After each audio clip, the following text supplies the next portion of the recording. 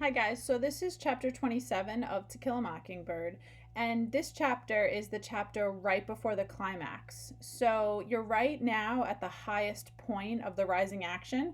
I know it took 332 pages to get there, but you finally are.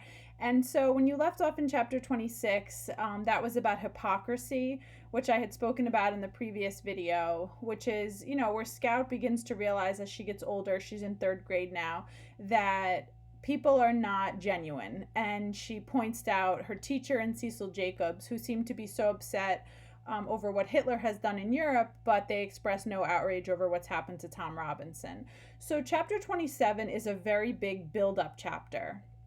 And so, in this chapter, the way it opens is with three things happen in Maycomb that are very peculiar.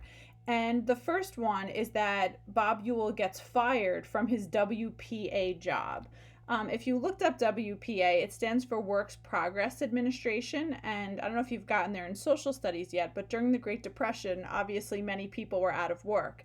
And so, in an effort to put people back to work, the government created jobs where they would employ people to work on infrastructure like building roads and bridges and things like that, so that it improved the country, but it also put people to work. So Bob Ewell got one of those jobs, which is a fantastic thing because he'd be making a good salary and have a good job. However, he gets fired from the job for laziness. And who does he blame but Atticus Finch, who, as we could tell by this point in the story, Atticus would have nothing to do with Bob losing his job. Bob lost his job because Bob probably never showed up for it. But nevertheless, he has come out now saying that Atticus Finch got after his job. And so Miss Ruth, who works with she's the welfare lady, they say, tells Atticus that Bob Ewell is going around accusing him of getting him fired. The second thing that happens is Judge Taylor, you'll remember he was the judge that presided over Tom Robinson's trial, finds himself in a situation where he's a little bit freaked out in his house over a sound that he hears. He's sitting on his porch and he swears that he hears a sound coming from somewhere, in his yard. And when his wife comes home, she finds him sitting on the front porch with a shotgun in his lap. So we don't know anything more than someone or something has spooked Judge Taylor.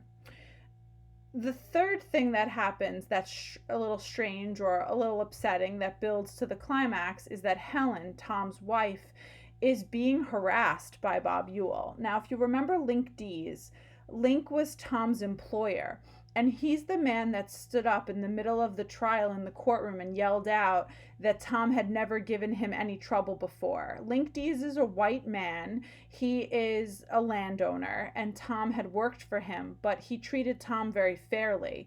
And so he gives Helen a job, Tom's wife, after Tom is killed.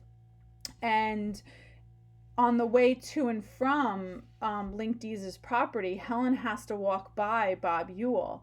Unless she wants to go very much out of her way. And so he's heckling her and following her and making noises at her.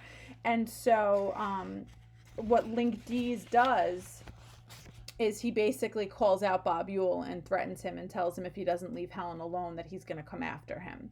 So the chapter begins with three very kind of upsetting events. Bob Ewell losing his job, blaming Atticus, Judge Taylor being spooked by someone on his property, and then Helen Robinson being heckled by Bob Ewell. The common denominator in all three of these seem to be, most likely, Bob Ewell. And so when Anne Alexandra expresses, I'm on page 335, that Bob Ewell is a threat, I'm going to read to you. It's from the third paragraph. I don't like it, Atticus. I don't like it at all, was Anne Alexandra's assessment of these events. That man seems to have a permanent running grudge against everybody connected with that case. I know how that kind are about paying off grudges, but I don't understand why he should harbor one. He had his day in court, didn't he? And then Atticus replies, I think I understand. It might be because he knows in his heart that very few people in Maycomb really believed his and Mayella's yarns. He thought he'd be a hero, but all he got for his pain was okay, we'll convict this Negro, but get back to your dump. So Atticus has really kind of figured out why Bob Ewell is so angry, and he's angry because nobody believes him. I mean, of course the jury ruled in his favor, but as we had said in class, he has been exposed. And when he spits on Atticus at the post office corner the day after the trial, he threatens him. And we had discussed why he does that. He's very upset with what Atticus has done. He defended Tom, the truth came out, and now everybody in that town knows that he is an abuser towards his daughter.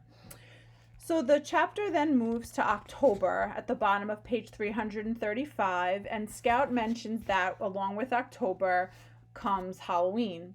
And so the plot is moving forward. It's October of 1935, and this year Halloween will be done a little bit differently in Maycomb. There will be a pageant. And the reason why things will be done differently is because a prank was played last Halloween on these two sisters, Miss Tootie and Miss Fruity.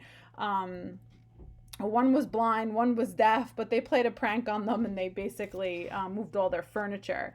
And so they decided this year, Mrs. Merriweather decided that they're going to have a pageant, and that the children will basically trick or treat in the school, kind of like a safe Halloween, like I think a lot of schools do now.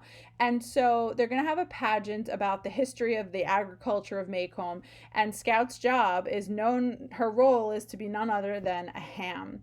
And I really wish that we were together because we would watch the movie and you could see Scout dressed up as a ham for this pageant. And so Jem is going to walk Scout to the pageant. They're going to go together. And Alexandra is tired. She's been setting up all day. Atticus doesn't feel like going. He's exhausted from work.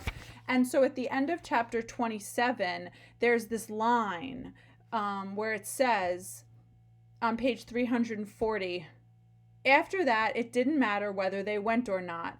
Jem said he would take me. Thus began our longest journey together. And the question in the reading guide asks you what's that an example of, and that's foreshadowing.